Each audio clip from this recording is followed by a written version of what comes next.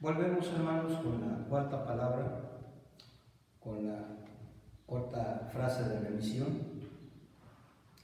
Dice la Escritura sobre esta palabra: y desde la hora sexta hubo tinieblas sobre toda la tierra hasta la hora novena. Cerca de la hora novena, Jesús clamó a gran voz diciendo: Elí, Elí, lama sabactani. Esto es: Dios mío, ¿por qué me has desamparado? Algunos de los que estaban allí decían al oírlo: a Elías llama a este. Y al instante, corriendo uno de ellos, tomó una esponja y la empapó de vinagre, y poniéndola en una caña le dio a beber. Pero los otros decían: deja, veamos si viene Elías a librarle. La cuarta palabra, hermanos, es la frase de abandono. Dios mío, ¿por qué me has abandonado? Durante aquellas 3 extrañas horas, nuestro Redentor, hermanos, estaba sufriendo una tremenda angustia de espíritu, a la par que el más intenso e inenarrable sufrimiento físico. Sin duda, hermanos, que su agonía se hizo más intensa por una constelación de motivos. Algunos de los estudiosos, hermanos, citan la extrema crueldad de sus verdugos, autores materiales e intelectuales de la muerte física de nuestro Señor.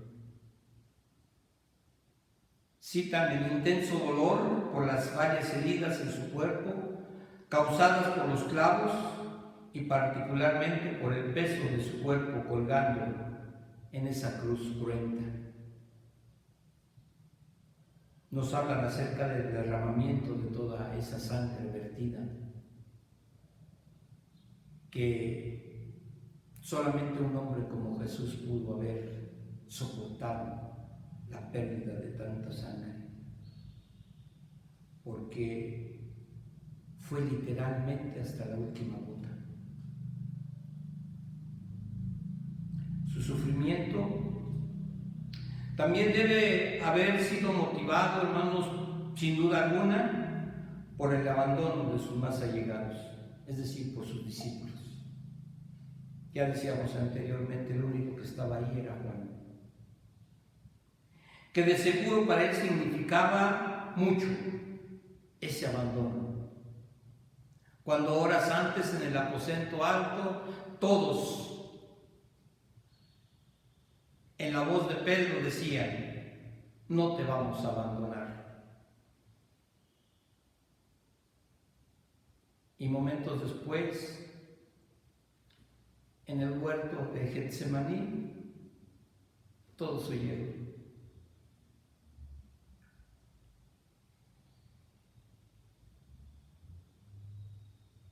Pero sobre todo, hermanos,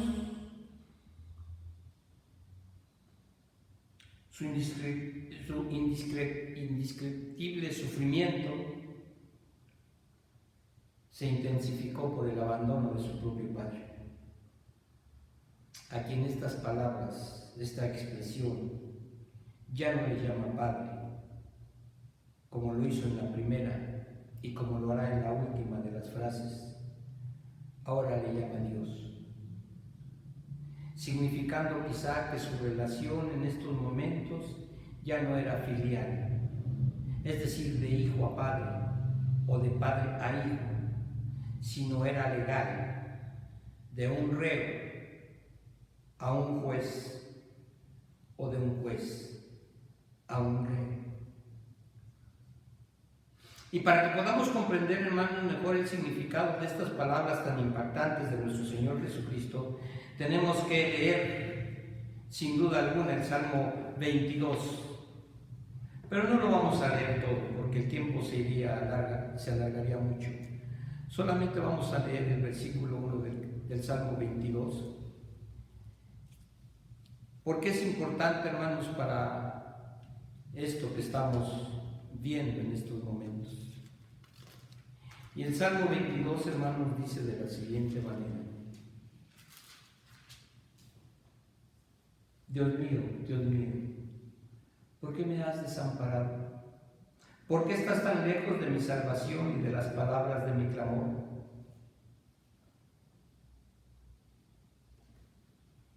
Sin duda alguna Jesús, hombre, conocía este salmo. Sin duda alguna lo hizo suyo, era suyo, le pertenecía. Así como muchos de nosotros luego hacemos de los textos bíblicos propiedades, también Jesús hizo de este Salmo 22:1 su manera de expresar su sufrimiento. El título en el hebreo de este salmo dice que es sobre Ajelet Shahar, que significa el ciervo de la aurora o el corzo del amanecer. Y según los historiadores judíos, hermanos, este salmo era cantado cuando se ofrecía el sacrificio del cordero de la mañana. Recordemos que Jesús fue crucificado entre las dos tardes. Jesús, el Cordero Perfecto, estaba siendo ofrecido en sacrificio. El Padre Celestial estaba entregando a su Hijo unigénito para la humanidad pecadora, es decir, por cada uno de nosotros. El Padre Celestial no permitió que Abraham sacrificara a su hijo Isaac.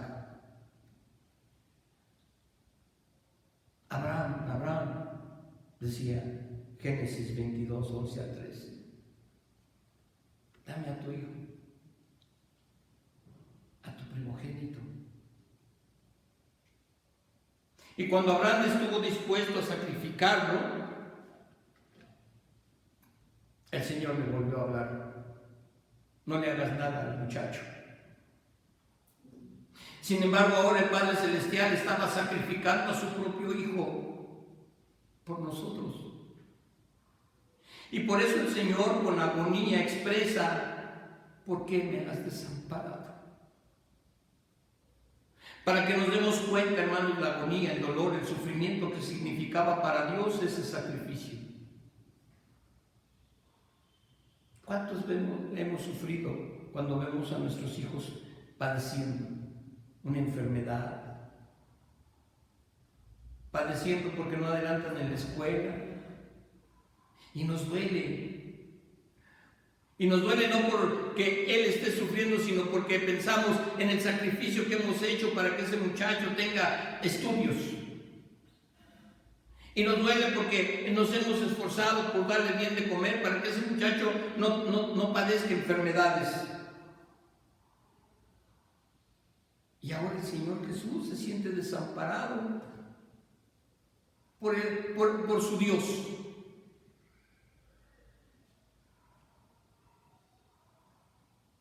¿Por qué sucedió esto? Porque si Juan nos dice que ese verbo vino y puso tabernáculo entre nosotros, ahora está sufriendo la separación, esa unión que había desde la eternidad o desde antes de la eternidad, si es que hay una eternidad existente. Porque cuando hablamos de eternidad, hermanos, hablamos sin principio y sin fin, es infinito. Y es más que infinito. Y todo eso, hermanos, en este momento, por el pago de nuestra culpa, hay esta separación. Es decir, no solo el Hijo sufría, sino también el Padre sufría permitiendo que su Hijo muriera en la cruz del Calvario. Y nosotros ni siquiera podemos tener una visión, hermanos, de lo que Dios veía en su Hijo, cargado de todos nuestros pecados, de todas nuestras miserias, de todas nuestras rebeliones y desobediencias, y cargados no solamente por los de aquellos de quienes había pedido perdón, desde Adán hasta el último nacimiento que habrá en esta tierra. Eso es lo que estaba viendo el Padre en Jesús, cargado con toda esa miseria humana. Cada uno de nosotros, hermanos, por ese amor de Dios, que tiene hacia nosotros. Tenemos que amarlo, honrarlo y alabarlo cada día de nuestra vida. Podemos hablar muchas otras cosas de esta palabra, de esta frase.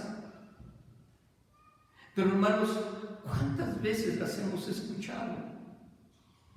¿Cuántas veces hemos leído el Salmo 22 completo y no ha simbrado nuestros corazones, no ha abierto nuestras mentes? Quedémonos con esto, hermanos, con el dolor tanto del Padre como del Hijo, porque tú eres padre, tú eres madre, y en un momento dado tú también vas a sufrir por la separación de tus hijos, porque van a ser una nueva familia. Pero Jesús en aquel momento estaba pagando por nuestros pecados. Y vuelvo, desde Adán hasta el último nacimiento que hay en esta vida. Mejor pasemos, hermanos, a la quinta palabra. Juan 19, 28. Una vez más, vemos a Jesús en la cruz como Dios, como hombre, como rey. Una vez más, encontramos a ese hombre pendiendo de una cruz por los pecados de los hombres. ¿Qué está haciendo Jesús? ¿De qué vamos a hablar? De Jesús. Después de haber entregado a María al cuidado de Juan, nos dice el Evangelio de Juan, después de esto, sabiendo Jesús que ya todo estaba consumado, dijo, para que la Escritura se cumpliese, Salmo 69, 21, tengo sed.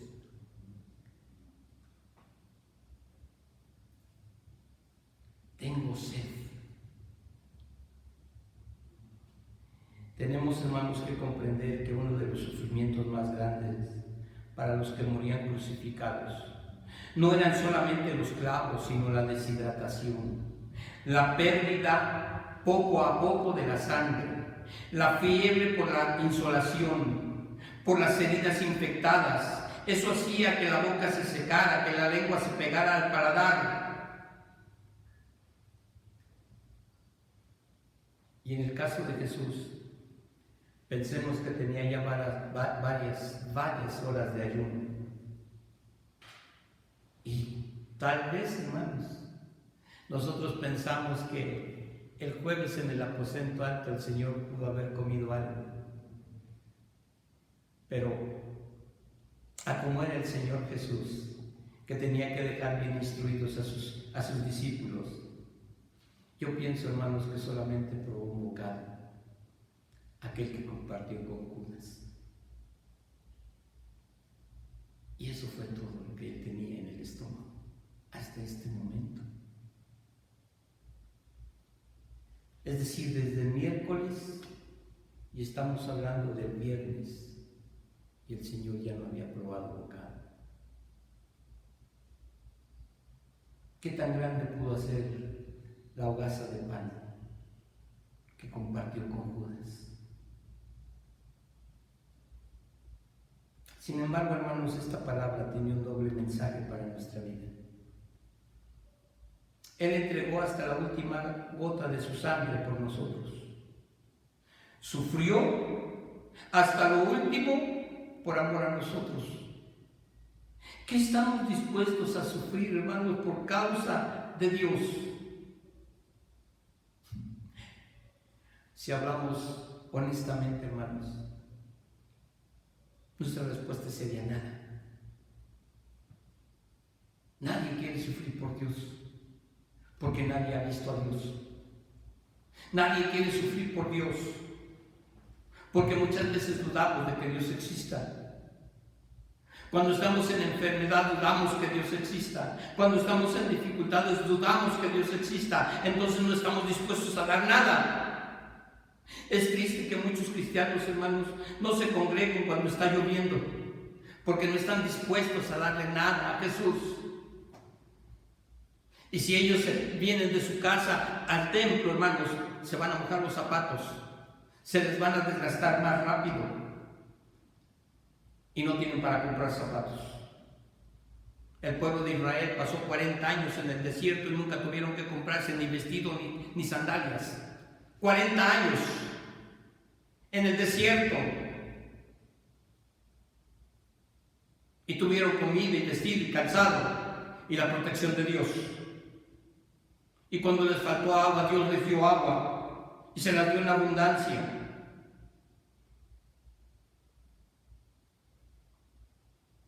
Qué triste, hermanos, es ver que muchos cristianos no se congregan cuando hace mucho calor. Y cuando hace mucho calor, hermanos, y estamos aquí reunidos en el templo, hermanos, estamos entrando y saliendo por agua y traemos y metemos botellas de agua porque nuestra sed, hermanos, no nos permite estar con atención. Jesús estaba colgando de la cruz a las 3 de la tarde, de las 12 a las 3 de la tarde, estaba colgando como en un sol insolente. Tenía que tener sed. Había derramado toda su sangre. Estaba sufriendo dolores físicos, estaba sufriendo calambres, tal vez tenía una calentura muy alta.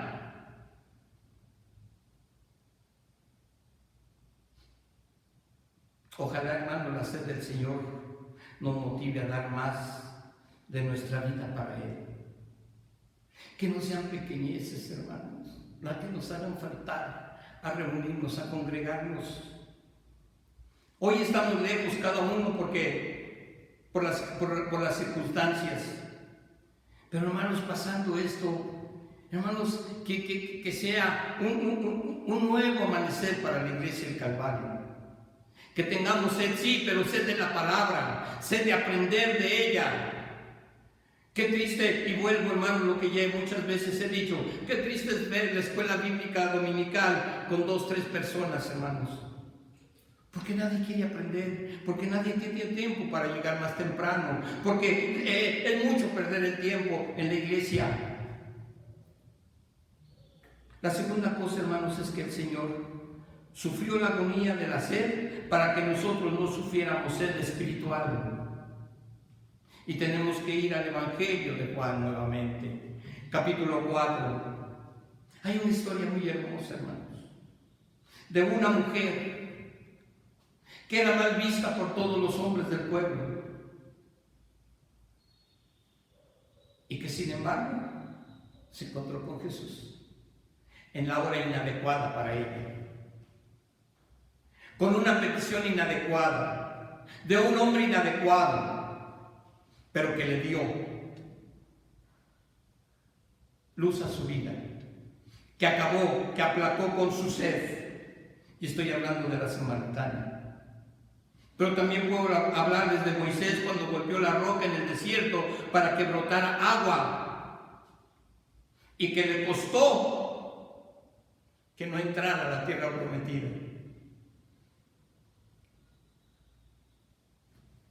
Algo tuvo que pagar. Cristo, hermanos, es nuestra roca. Él fue golpeado para que nosotros pudiéramos beber del agua de la vida eterna. Y tenemos que recordar las palabras que le dijera a la samaritana. Si yo te diera agua a ti, de tu interior correrán ríos de agua viva.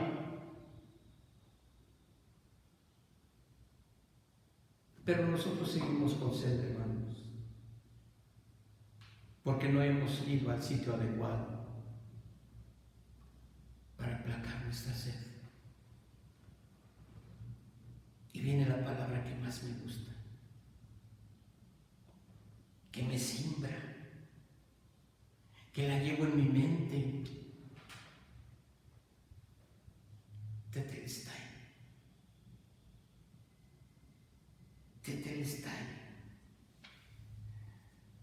Juan 19:30. Cuando Jesús hubo tomado el vinagre, dijo, nuestras versiones dicen, consumado es. La nota de remisión ya tiene sello de pagado. Ya no debes nada.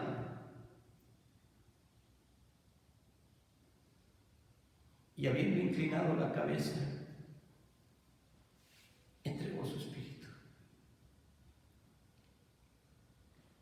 Jesús deja bien claro, hermanos, que su obra redentora no quedaba a medias.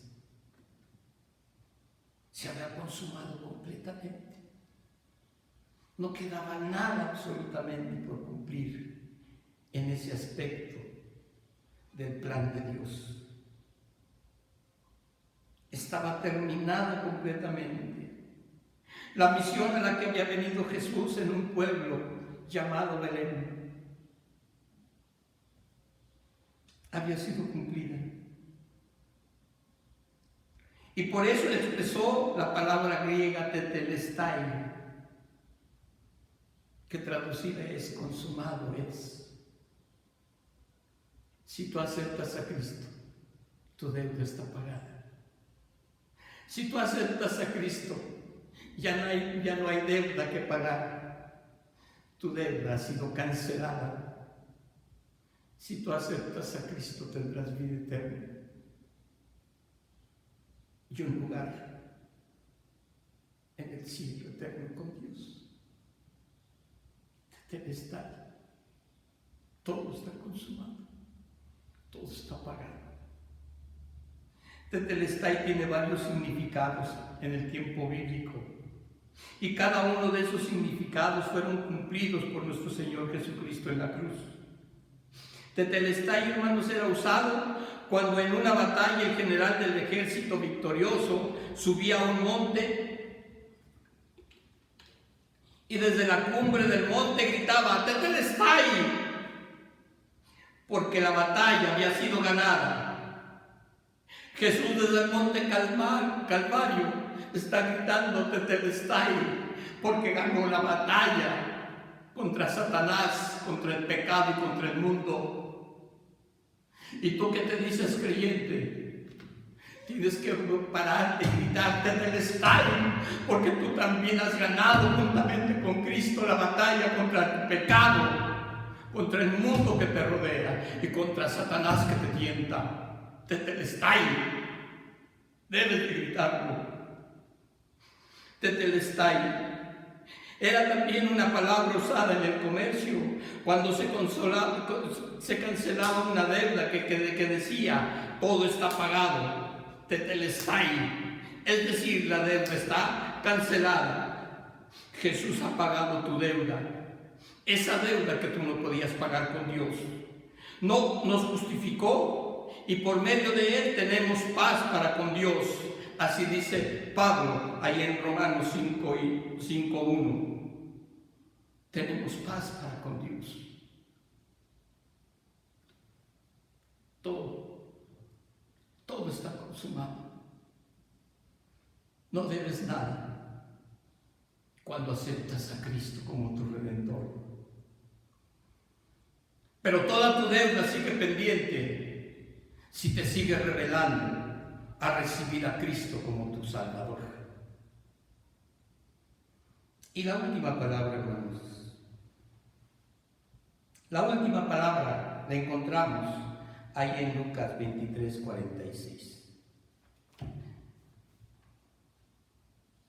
Y dice la palabra: entonces Jesús, clamando a gran voz, dijo: Padre, en tus manos encomiendo mi espíritu.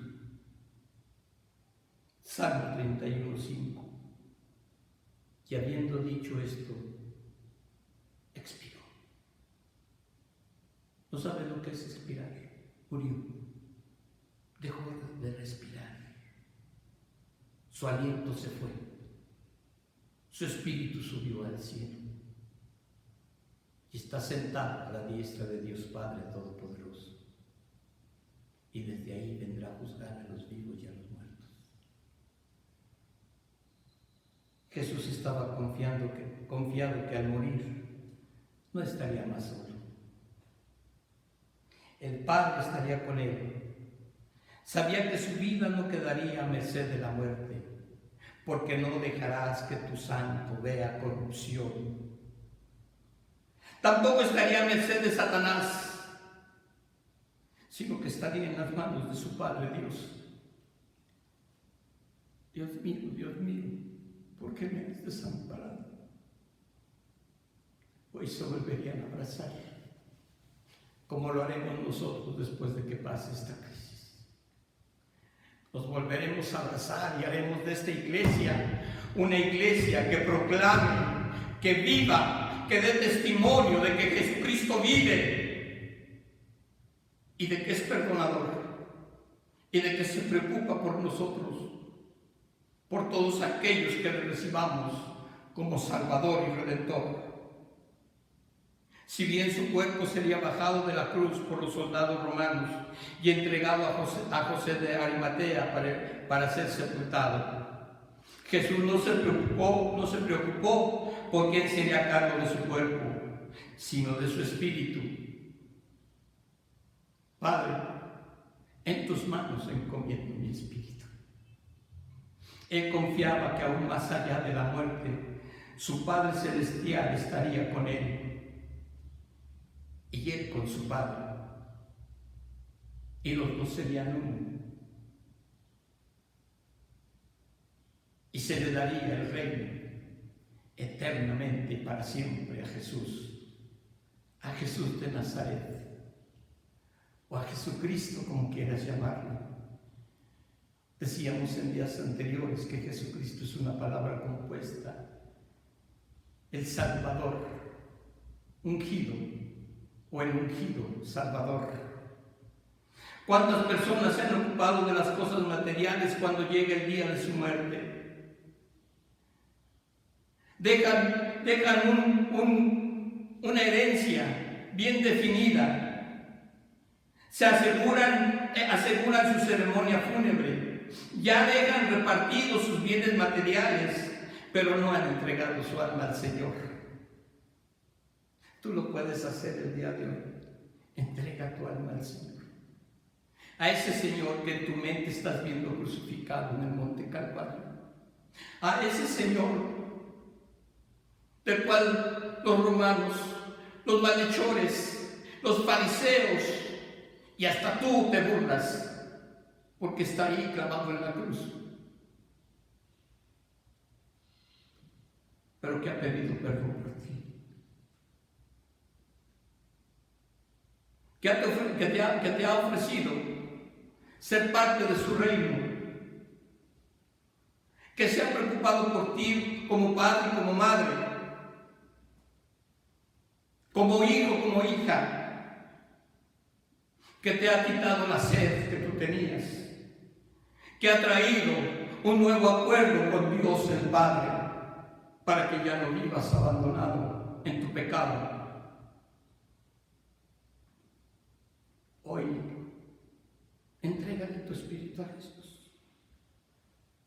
Cada persona que tiene a Cristo en su corazón nunca se va a separar de Dios, porque ni la muerte misma podrá hacerlo.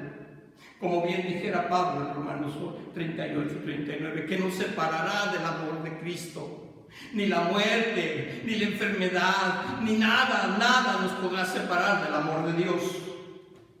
Hoy tienes la oportunidad de hacerlo. Ríndete a Jesús. Ahí donde estás, en la sala de tu casa, en el comedor, en el patio, que estás viendo esta predicación, dobla tus rodillas, ríndete y dile: Señor, perdóname tú a mí, porque en mi ignorancia te sigo crucificando día con día.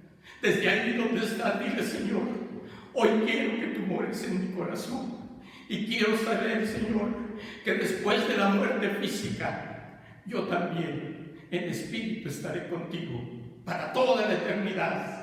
Y grita aleluya, para que todo el mundo te oiga y sepa que crees en un Dios vivo, verdadero, que fue muerto en una cruz, que fue enterrado en una tumba, pero que ha resucitado y que Él vive para darte vida a ti también. Que Dios les bendiga, hermanos. Y espero que esta semana, que falta de ella, la sigan pasando en paz, con tranquilidad y en amor.